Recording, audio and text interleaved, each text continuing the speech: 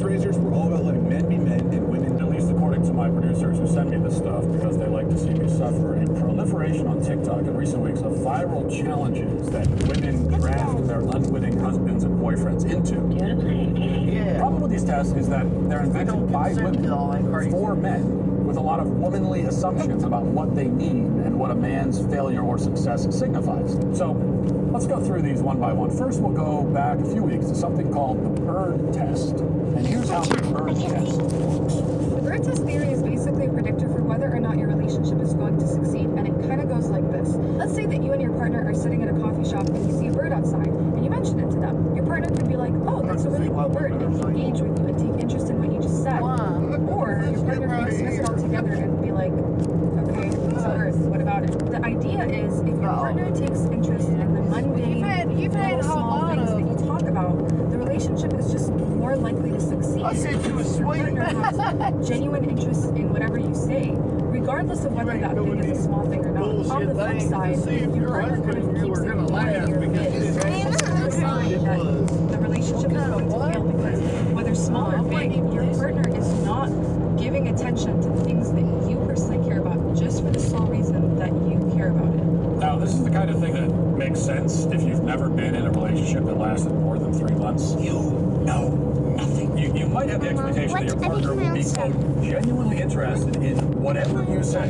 But in the real world, which is populated by actual human beings, nobody on earth will ever be genuinely interested in everything you say. But enough about me. I hope this hasn't been boring for you. Now, I find my wife very interesting and intelligent, but if she came into the room and said, I just saw a bird, I would not be especially interested in that information. I just wouldn't be. Now, if you saw, say, a bald eagle swoop down and catch a baby deer with its talons and fly away or something like that, that would be the kind of headline that would interest me.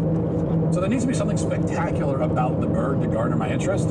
If you saw an ostrich ride by on a scooter, that would be a bird-related announcement that I would like to hear.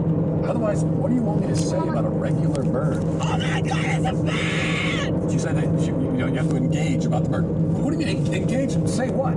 Oh, really? You saw a bird? Cool. Was it? Did it have wings? You know what kind of bird that was? A lake balloon. I don't know what the follow-up is. I don't know what a bird conversation would even be. Therefore, this entire test fails. You have failed me for the last time. Moving on to the next one. This one is called the ketchup challenge. The New York Post explains it this way. There's a new trend on TikTok that has people testing their relationship using a table condom. In what's being dubbed the ketchup challenge, TikTokers are pouring ketchup onto their kitchen counters and asking their male partners to clean it up.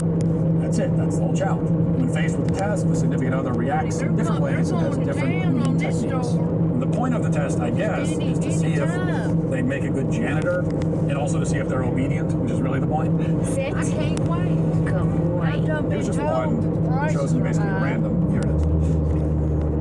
But you know, it's close. You know, it's convenient for you. You don't have to run all the way into town. Oh yeah, I save a whole half a mile. Now, fortunately, my wife values the cleanliness of her kitchen counters far too much to ever intentionally spread ketchup on them. So I'm a little surprised that so many women were willing to do this challenge. Like, generally speaking, most women are fiercely protective of their kitchen counters. They have strong feelings about the counters. They take great pride in the counters. Women love counters. When they walk into a friend's home, the first thing they notice are the counters. And driving home from the friend's house, they'll talk about the counters. They'll say, did you see their kitchen counters? We get it. So smearing ketchup on the counter seems like an act of sacrilege. It's also a very dumb game that no man should ever play. If your wife intentionally makes a mess and looks right at you and tells you to clean it, the only way to fail that test is to actually attempt to clean the mess.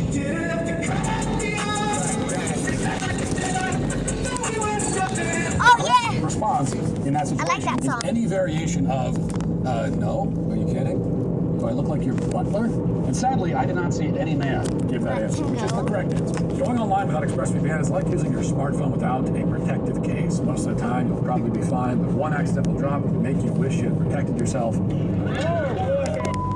Every time you connect to an unencrypted network, cafes, hotels, or airports, your online data is not We'll go to this secure. other Any part of hacker the on the story. same network can gain access to and steal your personal data, such as your passwords and financial details. It doesn't take much technical knowledge to hack somebody. Hackers can make up to $1,000 per person selling personal info on the dark web. I love how ExpressVPN creates a secure, encrypted tunnel between my device and the internet so that hackers can't steal my sensitive data. It'd take a hacker with a supercomputer over 1 billion years to get past ExpressVPN's encryption. The app couldn't be easier to use. Just fire up the app and click one button to get protected. Plus, it works on all devices, phones, laptops, tablets, and more, so you can stay secure on the go.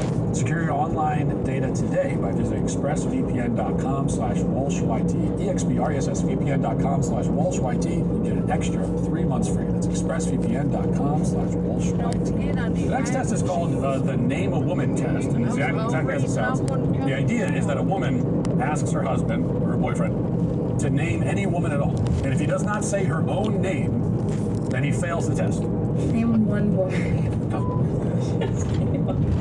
Just one. Sydney Sweeney.